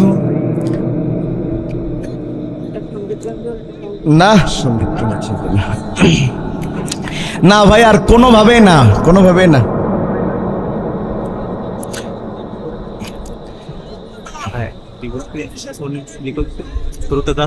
না না, কোনোভাবে না। আপনার 3বার স্লিপ দিয়েছেন, আমি একবারেই কথা বলি না, আমার একটা ইগোতে লেগেছে। তো আমার সম্পর্কে আপনাদের ধারণা করা উচিত যে আমি কে বা কোন মানের। আমি এমন পাগল হুজুর না যে মাইক চেয়ে করে অস করবো। আমি 3বার স্লিপ এসছে, আওয়াজ হবে না। জি, আমরা এখন দোয়ার দিকে যাব। তাবারকের ব্যবস্থা আছে। তাবারক কি দোয়ার পরে না আগে? দোয়ার পরে দিবে। তাহলে আমরা আসুন এখন দোয়ার দিকে যাই। যে যুবকরা আয়োজন করলেন, এই আয়োজন আগামীতে আবারও হোক। আপনারা চান তো ইনশাআল্লাহ? এই যুবকদের সাথে আপনারা থাকবেন। এই যুবকরা সোনার টুকরা, খুব ভালো ছেলে। এরা সর্বোচ্চ চেষ্টা করেছে। এই ছেলেদের সাথে আপনারা থাকবেন। এবং তারা যেই কারণটা এখানে লিখেছে যে মৃত ব্যক্তিদের রুহের মাগফিরাতের কামনে, আলহামদুলিল্লাহ, খুব সুন্দর একটা ব্যাপার। আপনারা ইনশাআল্লাহ যুবকদের সাথে থেকে এই ধরনের আয়োজনকে আপনারা বড় করবেন। আপনাদের ঈদগার কাজ চলছে, সেখানেও আপনারা সহযোগিতার হাতকে বাড়াবেন। আমাকে দাওয়াত করে আনার জন্য এলাকাবাসীকে আমি সার্বিকভাবে আপনাদের জন্য দোয়া কামনা করছি। আসুন আমরা এখন দোয়া করে দিব ইনশাআল্লাহ। না ভাই, আর হবে না। কমিটি এতক্ষণ কোথায় ছিল? না, জি না, জি না, জি না, জি না, কোনোভাবে না। হ্যাঁ,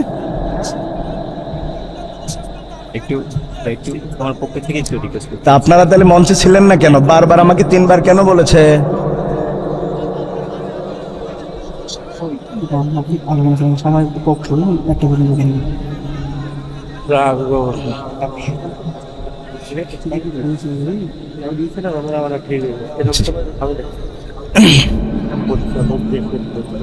জি, নারায়ে তাকবীর, নারায়ে তাকবীর। আচ্ছা, আমি একটা পর্যন্ত বলছি। জি জি, ইনশাল্লাহ, রাগ করিয়েন না। আচ্ছা শুনেন, আমরা তাইলে বলেছি 1 নম্বর ব্যাখ্যা, ইসলাম বাদে অন্য কোনো ধর্ম মানলে কোথায় যাওয়া লাগবে? 2 নম্বর আমরা বলছিলাম ইসলামের মধ্য থেকেও রাসূলের দেয়া ইসলাম বাদ দিয়ে কোনো মানুষের দেয়া ইসলাম মানলে তারও জাহান্নামে যাওয়া লাগবে। দলিল, এই জমিটার মালিক কি ঈদগাহ? এটা কি ঈদগাহ হবে? ঈদগাহ হবে। এই জমির আগে একজন মালিক ছিলেন না? এখন কি আর মালিক আছেন? ঈদগাহর নামে লিখে দিয়েছে ঈদগাহর নামে। আচ্ছা, তাইলে এই জমি নিয়ে বলে লাভ নেই। ওই পাশের জমিটা নিয়ে বলি, ওই জমির একজন মালিক আছে না? কথা বলতে হবে, মালিক আছে না? আমার বুলবুল ভাই এসে বললে এই জমিটা আমার, আমি বললাম জমিটা আমার, সভাপতি সাহেব বলছেন জমিটা আমার। একটা জমি কি 3 জনের হতে পারে? জোরে বলতে হবে, হতে পারে? বিচার দিলাম চেয়ারম্যান সাহেবের কাছে, দিয়ে খুব গলা লম্বা করে আমরা কথা বলতে শুরু করলাম, জমি আমার, জমি আমার। চেয়ারম্যান সাহেব বলতেছে জমি কার? এটা তো সিল্লালে মার্কেট পাওয়া যাবে না, দলিল দেখাও। দলিল যার, জমি তার। কথা বলছেন না কেন? দলিল যার, জমি তার। দলিল যে দেখাতে পারবে তারটা জমিটা তার হবে। শুনেন ভাই, ইসলাম পালন করতে হবে দলিলের ভিত্তিতে। দলিলে পাওয়া গেলে আমল, দলিলে পাওয়া না গেলে আমলের সুযোগ নাই। মনে থাকবে ইনশাআল্লাহ। আচ্ছা, 3 নম্বর ব্যাখ্যা, ইসলামও মানে নামাজ, রোজা, হজ, যাকাত সব রাসূলের দেয়া পদ্ধতিতে করে, কিন্তু ইসলাম পছন্দ করে না এমন সংগঠনের সাথে সম্পর্ক রাখবে যারা নামাজ রোজা করেও জাহান্নামে যাবে তারা। আমি একটা কথাও কি দলিলের বাইরে বলেছি? ভালো করে বুঝেন। নামাজ পড়বে, রোজা রাখবে, হজ করবে, শুধু করবে তাই না, একেবারে সহিভাবে করবে, সহি হাদিস মেনে করবে, কিন্তু সেই লোকটা ইসলাম পছন্দ করে না, রাসূলের আদর্শকে জবাই করে, আলেম ওলামাদের আদর্শকে জবাই করে এমন সংগঠনের সাথে সম্পর্ক রাখবে যারা মুসলমান নাম থাকার পরেও জাহান্নামে যাবে তারা। এটা হলো 3 নম্বর ব্যাখ্যা। তাইলে ক্ষতিগ্রস্তর 1 নম্বরের 3 নম্বর ব্যাখ্যা দিলাম। 2 নম্বর বলবো, 2 নম্বর শুনেন। 2 নম্বর, এখানে যারা আপনারা আছেন, আমরা যারা এখানে আছি, আল্লাহর সাথে কথা বলেছেন কে কে? হাত তোলেন। সবাই কথা বলেন তো, মাশাআল্লাহ। নামাজে কথা বলেন না? নামাজে, কিন্তু নামাজের কথাই একতরফা। একতরফা মানে আপনি জোরে বলছেন আলহামদুলিল্লাহি রাব্বিল আলামিন, আর আল্লাহ আপনার কথা শোনার পরে, আয়াত শোনার পরে আরশে আজিম থেকে উত্তর দিচ্ছেন, হামিদানি আব্দি, আমার বান্দা আমার প্রশংসা করেছে। আপনারটা আপনি শুনতে পেয়েছেন, কিন্তু আল্লাহ যেটা বলেছে আপনি সেটা শুনতে পান নাই। তার মানে বোঝা যায় আল্লাহর সাথে আমাদের কথা হয়, কিন্তু সরাসরি কথা হয় না। অথচ রব্বে কারীম আল্লাহ বলছেন 2 নম্বরে ক্ষতিগ্রস্ত হবে তারা আল্লাহর সাথে ওয়াদা করে সেই ওয়াদাকে ভঙ্গ করবে যারা। অথচ আল্লাহর সাথে দেখা হলো না, আল্লাহর সাথে আমার সরাসরি কথা হলো না, তাইলে আমি আল্লাহর সাথে ওয়াদা ভঙ্গ করলাম কেমনে? আজকের এই মাহফিলে ছেলেরা আমার সাথে যোগাযোগ করলো, এই ছেলেরা আমার সাথে ফোনে সরাসরি কথা বলছে না? কথা বলেন না কেন? আমার কথা তারা শুনেছে, তাদের কথা আমি শুনেছি। এরপরে সেই দাওয়াত গ্রহণ করে বেনাপোল থেকে এসেছি, মাঝখানে ঝাউডাঙ্গায় 1 ঘন্টা জ্যামে পড়েছি। এরপরে বুধাটা এসে রাস্তা ভুল করে আশা শুনি চলে গেছি, আবার ফেরত আসছি। আমি সরাসরি কথা হয়েছে। যদি আমি না আসতাম তাইলে তারা বলতো হুজুরের জবানের ঠিক নেই। কথা বলছেন না কেন? হুজুর আরো আমার কিছু যাতায়াত খরচ ওরা দিয়েছে, আরো বলতো যাতায়াত খরচ নেওয়ার মানে নিয়েছে, আরো আসেনি, হুজুর বড় 2 নাম্বার। তাইলে সরাসরি কথা হলে তার সাথে তো ওয়াদা খেলাফ হয়, কিন্তু আল্লাহর সাথে তো আপনার আমার সরাসরি কথা হয় নাই। তাইলে কিভাবে আপনার আমার ওয়াদা খেলাফ হলো? খুব ভালো করে বুঝেন। আমার আল্লাহ তাআলা বলছেন, আল্লাযীনা ইয়ানকুদুনা আহদাল্লাহি মিন বা'দি মিসাকিহি ওয়া ইয়াক্তাউনা মা আমারাল্লাহ বিহি আইয়ুসালা ওয়া ইউফসিদুনা ফিল আরদ উলাইকা হুমুল খাসিরুন। আমার আল্লাহ তাআলা বলছেন যে এই সকল লোক আল্লাহর সাথে ওয়াদা করার পরেও ভেঙে ফেলে।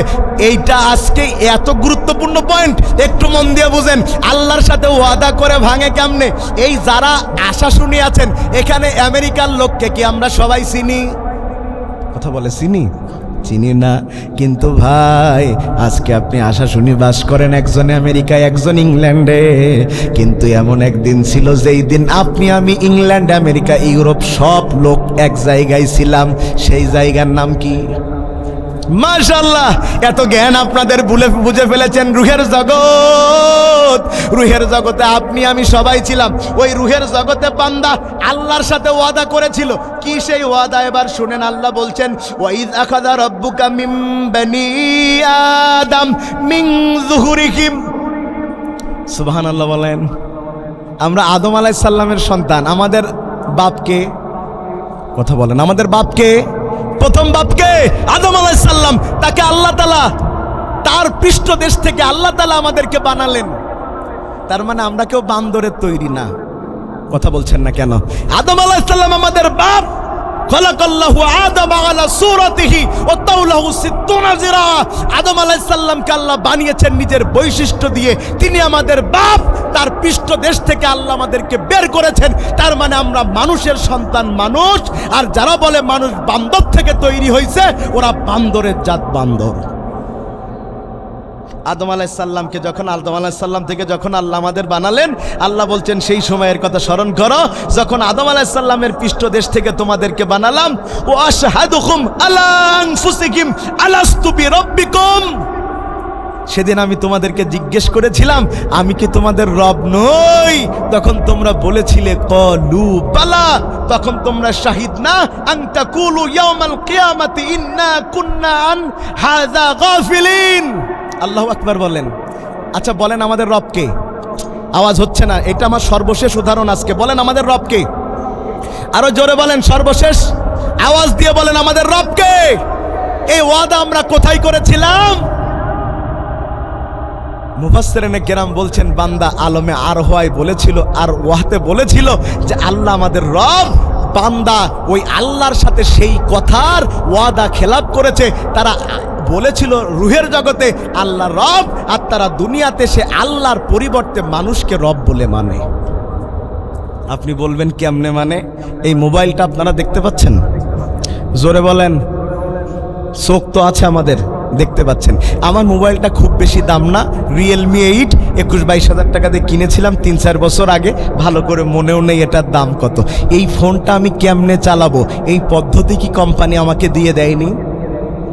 কথা বলছেন না কেন? আমি চিন্তা করলাম আমার মোবাইল নরমাল, তাই কি এই মোবাইল আমি চালাবো স্যামসাং 24 আলট্রা সিস্টেমে।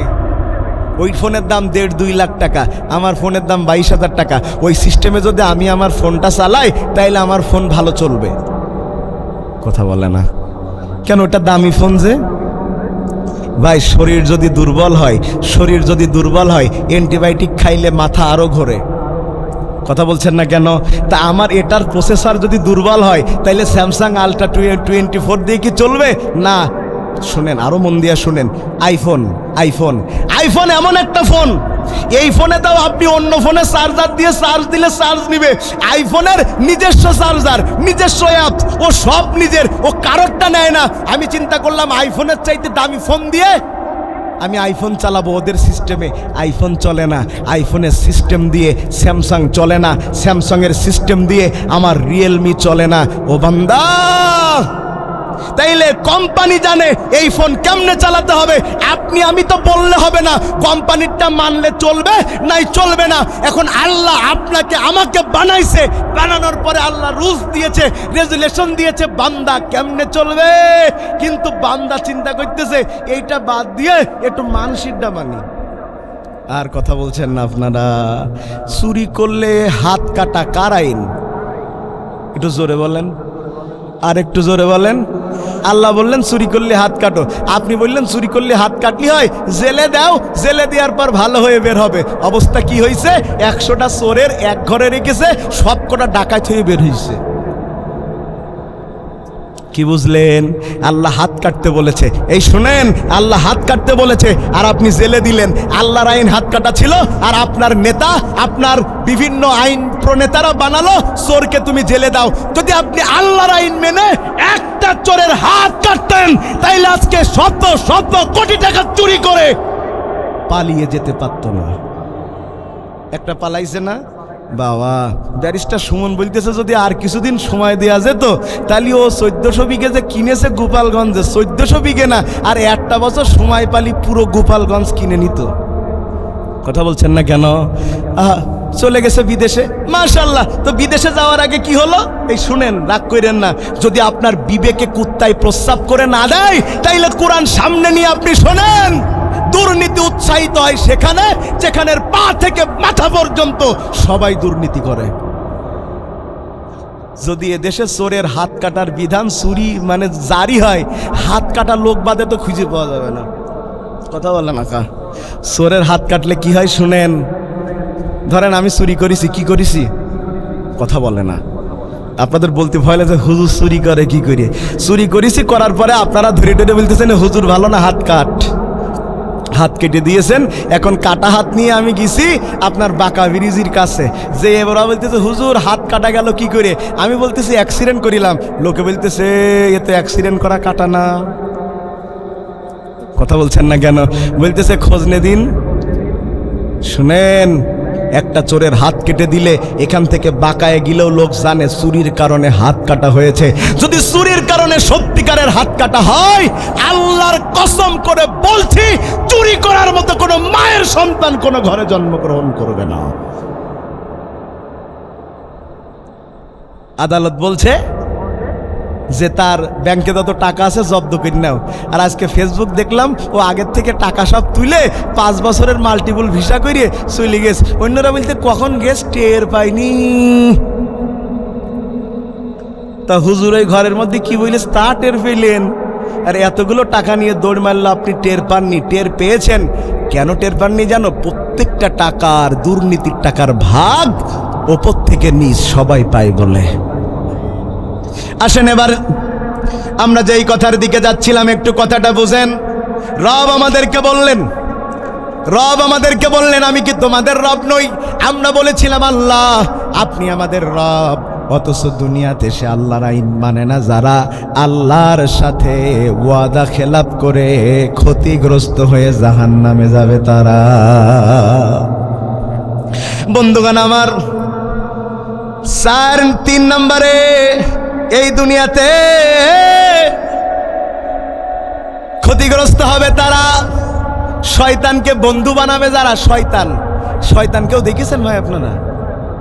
আমি একটু শয়তান দেখাবো ভাই। এটা কিন্তু কোনো দলিলের কথা না ভাই, এটা হলো জুমলাই খবরিয়া, উদাহরণ। শয়তান খালি আগুনের তৈরি শয়তান হয় না, মানুষের মধ্যে কিছু শয়তান আছে যারা আগুনের তৈরি শয়তানের চাইতে বড় শয়তান। কথা বলছেন না কেন? 4-5টা ছেলে মিলে, এই কি বলে 12-14টা ছেলে মিলে মাঠে খেলা করছে। তো খেলা করছে, কি হয়েছে, খেলা করতেছে আলহামদুলিল্লাহ। হঠাৎ ওদের মধ্যে বড় ছেলেটা বললো, চল আমরা ভাজা মুড়ি মাখায় খাই, বৃষ্টি হয়েছে, ফুটবল খেলছিলাম, চল একটু চানাচুর মুড়ি মাখায় খাই। পোলাপান বলতেছে টাকা দেবে কে? বলছে হিজ হিজ হুজ হুজ, যার যার তার পকেটতে টাকা বের কর। কেউ 2 টাকা, কেউ 5 টাকা। পোলাপান তো দিয়েছে, দিয়ে মোটামুটি তারা আপনার চানাচুর মুড়ি মাখাবে। শয়তান যাচ্ছিল পাশ দিয়ে, বলতেছে ওরা মুড়ি মাখাবে আর আমি খাবো না, তা হইতে পারে? শয়তান মানুষের রূপ ধারণ করে ওদের কাছে চলে গেছে, যে বলতেছে আমারও তোমাদের সাথে নাও, একটা বন্ধুর রূপ। শয়তান তো যে কারোর রূপ নিতে পারে। আমারও তোমার সাথে নাও, তো নাও, টাকা দাও। শয়তান দিয়েছে 1 টাকা। কথা বলে না, কয় টাকা? সবচেয়ে কম টাকা দিয়েছে কে? শয়তান বলতেছে টাকা দেব সবচেয়ে কম, খাবো সবচেয়ে বেশি। কথা বলছেন না কেন? টাকা দেব সবচেয়ে কম, খাবো সবচাইতে বেশি। ওদের মধ্যে যে বড়, এ বিশাল চালাক, আর এও কম শয়তান না। এ বলতেছে ব্যাপারটা কি, 1 টাকা দিয়ে খাবে আর বেশি খাবে? তা তো হইতে পারে না। মুড়ি টুড়ি মাখায় বলতেছে খাওয়া শুরু করো, তবে শোনো টাকা যেরাম খাওয়া সেইরাম। তো বলতেছে মানে কি? বলতেছে যে 5 টাকা দিয়ে সে 5 আঙুলি খাবে। এ তো বলার আগে তো বুঝে ফেলিস, দেখতেছি যে 4 টাকা দিয়ে 4 আঙুলি খাবে, 3 টাকা দিয়ে 3 আঙুলি খাবে, 2 আঙুলি 2 টাকা, তাও ওঠে। আর যে 1 আঙুলি 1 টাকা, সে 1 আঙুলি। শয়তান চিন্তা করতে, আমি শয়তান নইটা শয়তান, আমি শয়তান নইটা শয়তান। কথা বলছেন না কেন? এই সমাজে কিছু মানুষ পাওয়া যায়, এই সমাজে কিছু মানুষ পাওয়া যায় যারা মানুষ শয়তানের চাইতে বড় শয়তান। ওরা যেখানে শুই যায় না, সেখানে ফাল ঢুকায়া মানুষের ক্ষতি করার চেষ্টা করে।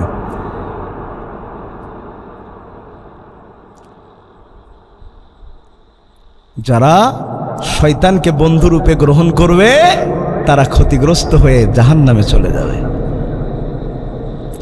বন্ধুগণ আমার, শয়তানকে মানার আর একটা উদাহরণ হলো, শয়তানকে মানার আর একটা উদাহরণ হলো, শয়তান যেই কারণে শয়তান হয়েছে, সেই শয়তানের খাসিয়াত যদি কারোর মধ্যে পাওয়া যায়, তাইলেও সেই মানুষটা শয়তানের খাসিয়াত পাওয়ার কারণে মনুষ্যত্বহীন হয়ে শয়তানের কাতারে ওই মানুষটা পড়ে যাবে।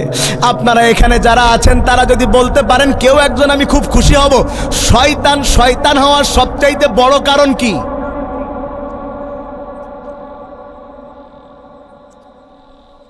তাও হয়নি। সবচেয়ে বড় কারণ, মাশাআল্লাহ, সবচেয়ে বড় কারণ আবা ওয়াস্তাকবার।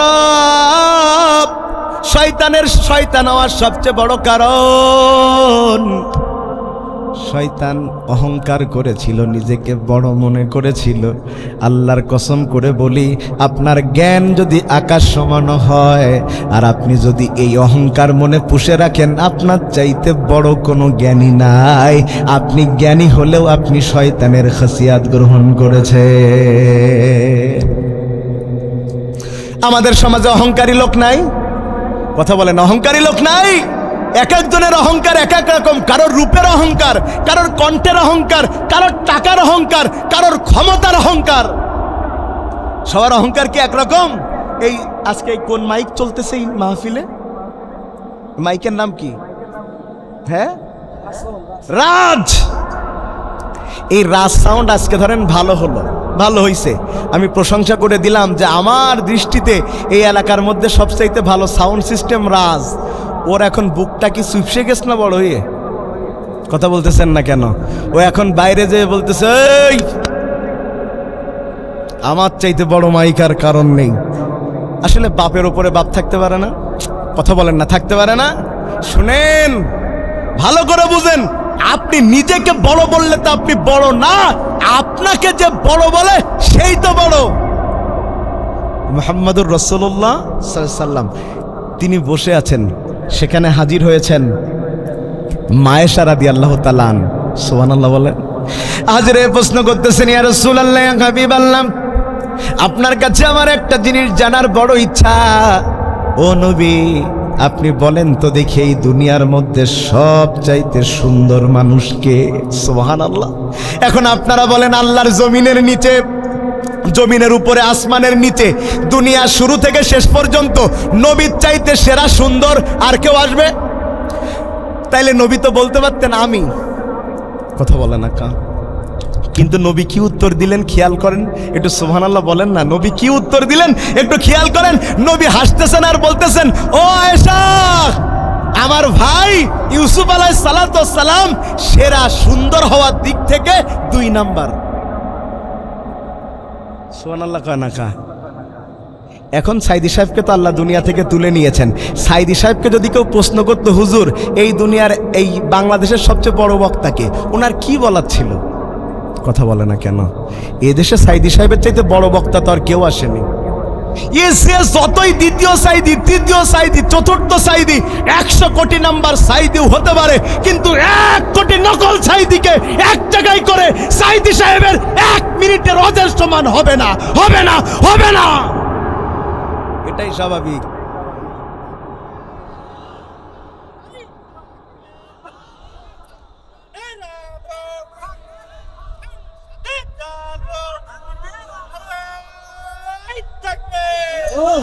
তাইলে যে সেরা, সে নিজে তো সেরা বলতে পারে না।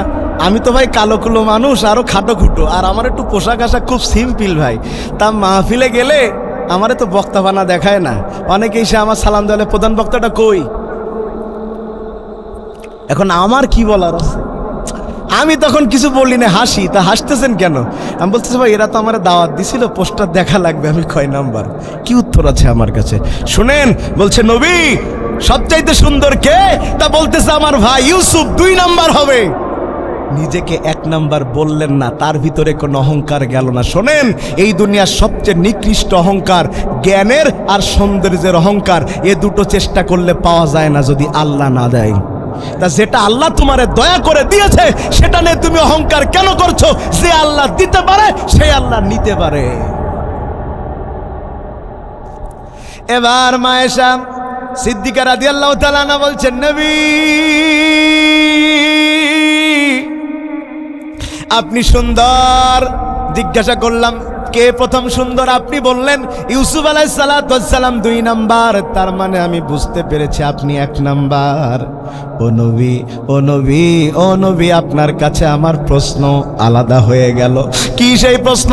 আয়েশা বলছেন, ইয়া রাসূলুল্লাহ, ইয়া হাবিবাল্লাহ, ইউসুফ নবীও সুন্দর, আপনিও সুন্দর। ইউসুফ নবীও নবী, আপনিও নবী, তাইলে আপনি সেরা নবী হলেন কেমনে?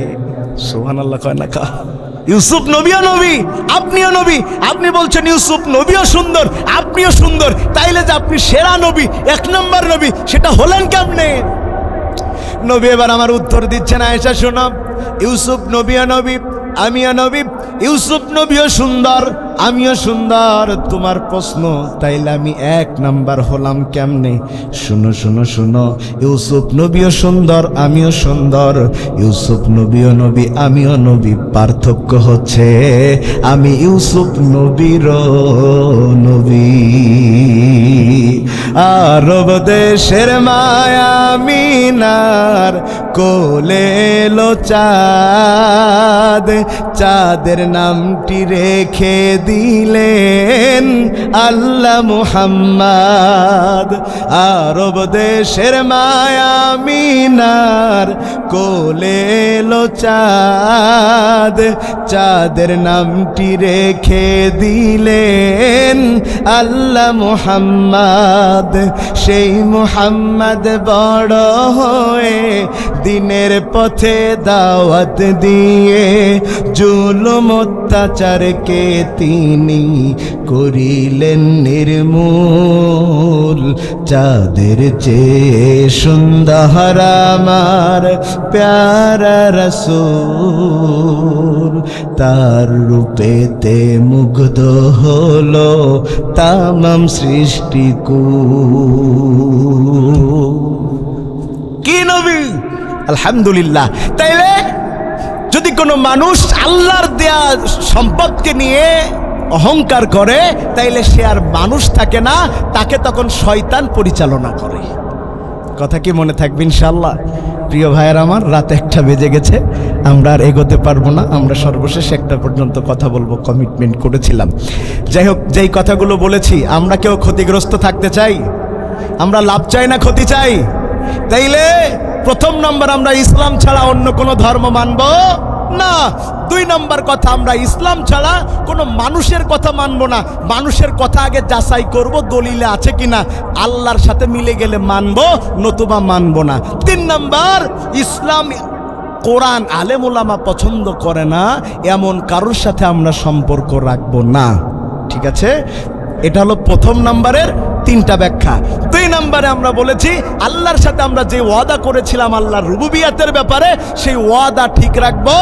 আল্লাহর পাঠানো জীবন বিধান অনুযায়ী আমরা আমাদের জীবনকে পরিচালিত করব। 3 নম্বরে বলেছি, আমরা শয়তানের সাথে কোনো সম্পর্ক রাখবো না। এটার ব্যাখ্যা দিতে যে আমরা জাস্ট শুধু একটা বলেছি, আমরা অহংকার মুক্ত থাকবো।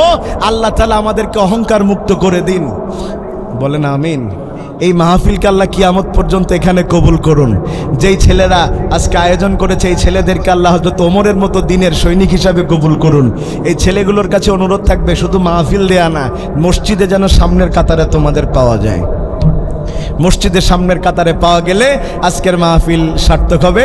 তো সার্বিকভাবে আপনারা যে এতটা সময় তন্ময় হয়ে আলোচনা শুনেছেন, এটাই হলো কোরআনের মুজিজা। কোরআন থেকে কথা বললে কখনো খারাপ লাগে না। আমি এখানে আসার পর একজন বলছিল, আমাদের এখানে বক্তা লেটে তুললে মানুষ চলে যায়। আমি বললাম আলহামদুলিল্লাহ, যাবে না, কারণ কোরআনের কথা বললে মানুষ যায় না, গাল গল্প করলে মানুষ চলে যায়। তারপরেও এটা আমার আবুল হোসেন ভাই আজকে, এই বুলবুল ভাই আজকে ভালো ওয়াজ করেছে না? করেছে। কালকেও যে তার একই রকম ভালো ওয়াজ হবে এটা কিন্তু বলা যাবে না। প্রতিদিন ওয়াজ একরকম হয় না, প্রতিদিন ওয়াজ একরকম হয় না, কম বেশি হতেই পারে। তো রাব্বে কারীম আল্লাহ আমাদের ইলমে আমলে বরকত দান করুন। আসুন আমরা এখন দোয়া করব। আস্তাগফিরুল্লাহ, আস্তাগফিরুল্লাহাল্লাযী লা ইলাহা ইল্লা হুয়াল হাইয়্যুল কাইয়্যুম ওয়া আতুবু ইলাইহি লা হাওলা ওয়া লা কুওয়াতা ইল্লা বিল্লাহিল আলিয়্যিল আযীম। আমরা সবাই দুরূদ শরীফ পড়ছি। আল্লাহুম্মা সাল্লি ওয়া সাল্লিম আলা নাবিয়্যিনা মুহাম্মাদিন সাল্লাল্লাহু আলাইহি ওয়াসাল্লাম ওয়া সাল্লামা তাসলিমান কাসীরান কাসীরা। কোনো কথা তো আর নাই, কথা তো আর কারণ নাই। সভাপতি সাহেব দোয়া করব না, কোনো কথা বলবেন? শহীদুল ইসলাম নাতি অসুস্থ, 500 টাকা দান ও শহীদুল ইসলাম তার নাতি অসুস্থ, 500 টাকা দান করেছে। আল্লাহ তাআলা যেন তার নাতিকে সুস্থতা দান করে দেন। আল্লাহুম্মা আমিন। লা ইলাহা ইল্লাল্লাহু ওয়াহদাহু লা শারীকা লাহ লাহুল মুলকু ওয়া লাহুল হামদু ওয়া হুয়া আলা কুল্লি শাইইন কাদির। রব্বানা যালামনা أنفسنا وإن لم تغفر لنا وترحمنا لنكونن من الخاسرين. ربنا ولا تحملنا ما لا طاقة لنا به واعف عنا واغفر لنا وارحمنا أنت مولانا فانصرنا على القوم الكافرين. আল্লাহ তাআলা বড় আশা নিয়ে দুটি করে হাত তুলে দিয়েছেন মালিক। যাদের নিয়ে হাত তুলেছি আল্লাহ, এরা তোমারে বড় বেশি ভালোবাসে। আল্লাহ গভীর রাত পর্যন্ত কোরআনের কথা শুনেছে। যদি আমি আরো ঘন্টার পর ঘন্টাও কথা বলতাম, এই মানুষগুলো কোরআনের মাহফিল ছেড়ে চলে যেত না। আল্লাহ যেই মানুষগুলো কোরআনে এত ভালোবাসে, আল্লাহ যে মানুষগুলো কোরআনের প্রেমে পাগল পারা হয়ে গভীর রাতে আরামের ঘুমকে হারাম করে খোলা আকাশের নিচে গরমের মধ্যে বসে আছে, আল্লাহ তাদের নিয়ে হাত তুলেছি মালিক। এই হাতকে খালি হাতে ফিরাইয়া দিও না। আজকের দোয়াটুকু তুমি তোমার দরবারে কবুল ও মঞ্জুর করে নাও। হে আল্লাহ তাআলা, মাহফিলের আয়োজন যারা করলেন, শোনার জন্য যারা আসলেন, আমরা যারা কথা বললাম, যারা সহযোগিতা করল, এক কথায় সার্বিক আয়োজনের মধ্যে যদি কোনো ভুল ত্রুটি হয়ে থাকে আল্লাহ নিজ গুণে মাফ করে দাও ও মালিক। আর আজকের এই কোরআনের মাহফিল সোনার টুকরা যুবকেরা সাজানোর কারণে তুমি খুশি হয়ে যেই সোয়াব দিয়েছ আল্লাহ, তোমার ভান্ডারে তো কম নাই রে মালিক। এই সোয়াবকে তুমি লক্ষ কোটি গুণে বাড়ায়া দাও ও মালিক। আর এই সোয়াব সর্বপ্রথম দয়ার নবী, মায়ার নবী এত বেশি তায়েফের ময়দানে পাথর মারা হয়েছে, রক্ত জমতে জমতে জুতায় এত রক্ত জমেছে, জুতা খুললে রাসূলের কলিজায় আঘাত লাগে। উহুদের ময়দানে দাঁত ভেঙে দেওয়া হয়েছে, তারপরেও সেই নবী বদদোয়া না করে হেদায়েতের দোয়া করেছে। আল্লাহ সেই দয়ার নবী, মায়ার নবী মুহাম্মদুর রাসূলুল্লাহ সাল্লাল্লাহু আলাইহি ওয়াসাল্লামের রওজাতে আল্লাহ সওয়াবটুকু হাদিয়া পৌঁছায় দাও। মালিক আদম আলাইহিস সালাতু ওয়াস সালামের জামানা থেকে যত মুমিন মুমিনাত মুসলমান নরনারী কবরবাসী হয়েছেন আল্লাহ, প্রত্যেকের আরওয়াহ মুবারকের সওয়াব পৌঁছিয়ে দাও। বিশেষ করে মধ্য বাঁকড়ার সর্দার পাড়ার যুব সমাজেরা যেই মৃত ব্যক্তিদের রুহের মাগফিরাত কামনায় আজকে মাহফিলের আয়োজন করলেন আল্লাহ, এই অঞ্চল থেকে যত মুমিন মুমিনাত মুসলমান নরনারী কবরবাসী হয়েছেন আল্লাহ, কবরে কে কি অবস্থায় আছেন আল্লাহ আমরা জানি না।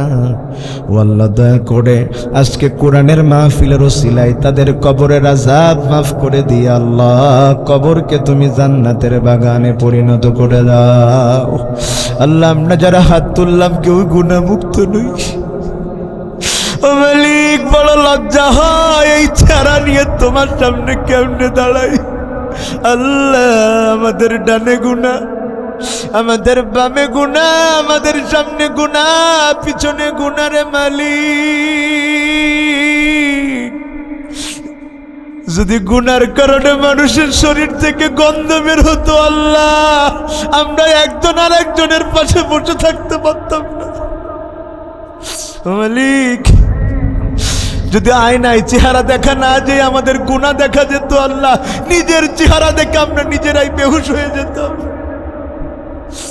আল্লাহ বড় লজ্জা পাই তোমার সামনে দাঁড়াতে, কিন্তু বড় আশা পাই আল্লাহ আমাদের গুনাহ যত না বেশি তোমার দয়া তো তার চাইতে বেশি। আল্লাহ তুমি তোমার রহিম রহমান গফুর গফফার নামের ওসিলায় আমাদের तमाम জীবনের গুনাহ খাতা মাফ করে দাও। আল্লাহ যদি গুনাহ নিয়ে কবরে যাই কবর ভালো ব্যবহার করবে না,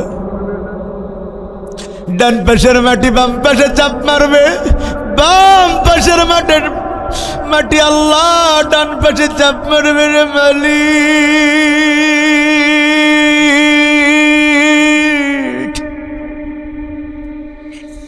জাহান্নামের আগুন যদি কারোর জন্য বরাদ্দ হয়ে যায় আল্লাহ কেমনে তোমার বান্দা সহ্য করবে? 45 ডিগ্রি রোদ সহ্য করতে পারে না।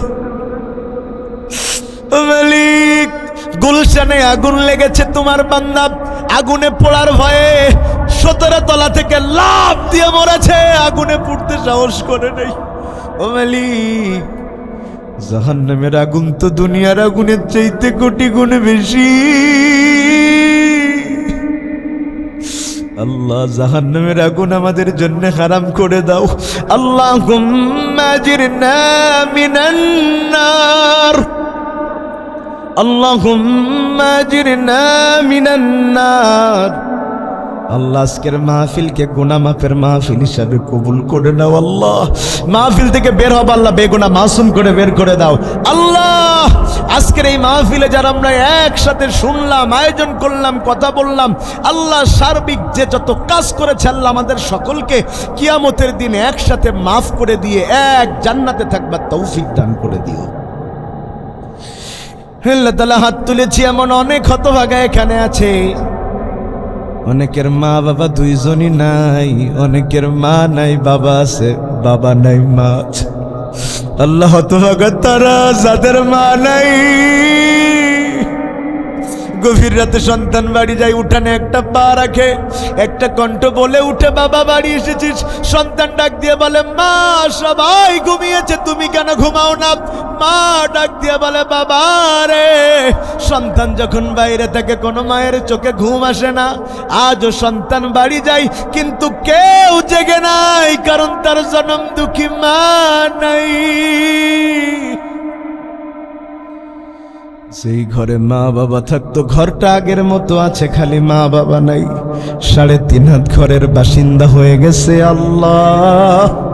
বর্তমান তথ্য প্রযুক্তির যুগে এখান থেকে ফোন করলে মুহূর্তের মধ্যে আমেরিকা, কানাডা, ফ্রান্সে কথা বলা যায়। অথচ সন্তান 3.5 হাত দূরে মায়ের কবরে দাঁড়ায় ডাক দেয়, মা ডাক দেয় বাবা, কিন্তু কোনো উত্তর নেই।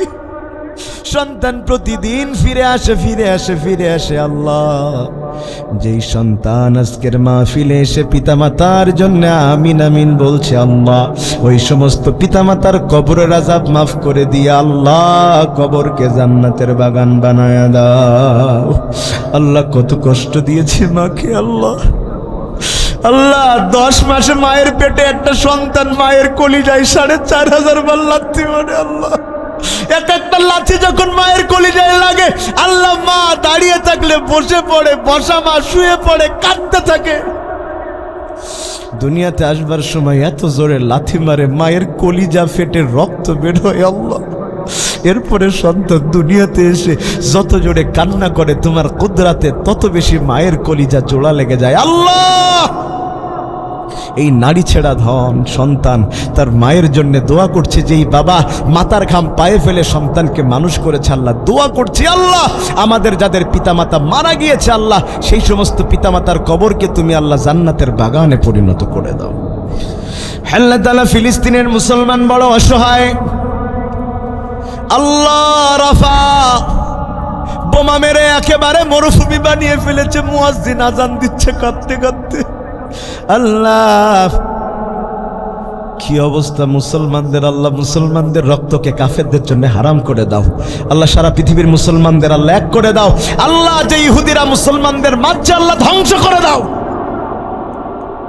আল্লাহ। এই দেশ কোরআন দিয়ে চলে, এটা দেখে মরবার তৌফিক দান করে দাও আল্লাহ। যেই সোনার টুকরা যুবক ছেলেরা মাহফিলের আয়োজন করলেন আল্লাহ, প্রত্যেকটা ছেলেকে ইসলামের সৈনিক হিসাবে কবুল করো আল্লাহ। এই মাহফিলকে কিয়ামত পর্যন্ত জারি করে দাও আল্লাহ। এই মাহফিলের উপরে তুমি সন্তুষ্ট হয়ে যাও আল্লাহ। এলাকাবাসীর হৃদয়কে নরম করে দাও, এই মাহফিল কিয়ামত পর্যন্ত চালানোর মানসিকতা তাদের তৈরি করে দাও।